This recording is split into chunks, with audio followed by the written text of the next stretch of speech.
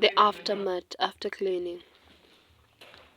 We realized there was no distilled water, so we had to use tapped water from my place. So we took the indicators to ensure the concentration was okay. The following day, which was on Thursday, I went and found there was measuring of some solids samples which were needed, and the chemistry teacher was so precise and I learned on the spot how to use an electric balance. Finding 0.1 grams was a bit hectic. So after sealing, that was sodium hydrogen carbonate, na HCO3.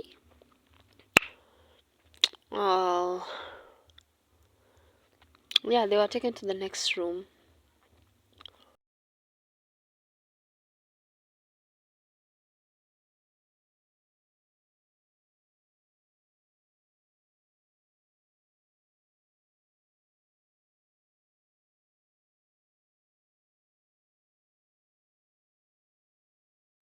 A quick learner, so I decided to take the task of measuring oxalic acid, which was solid Z, solid Z.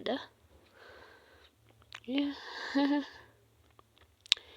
conceal to avoid contamination.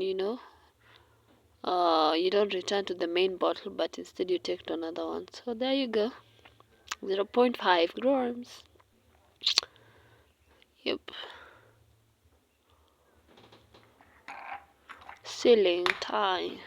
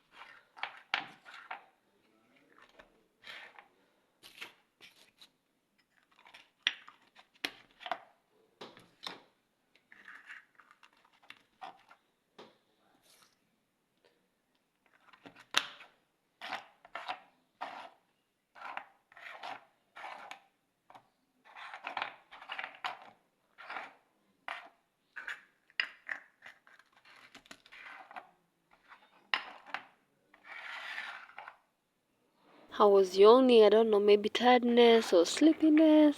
Anyway, yep. Tell me, why do people yawn and why it is contagious?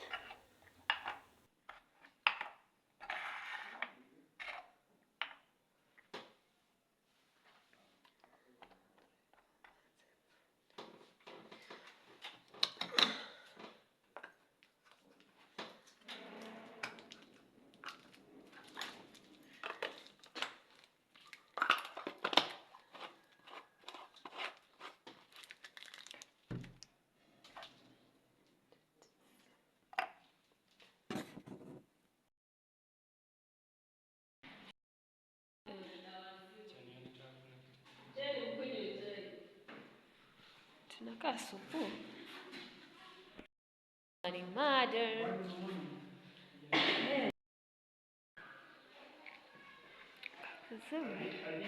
Something we noted, some students were not wearing closed shoes. Yeah, this is something basic they have learned from Form 1.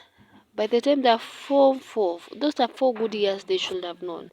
So we say no to that because you see this was nitric acid. They were likely to be burnt.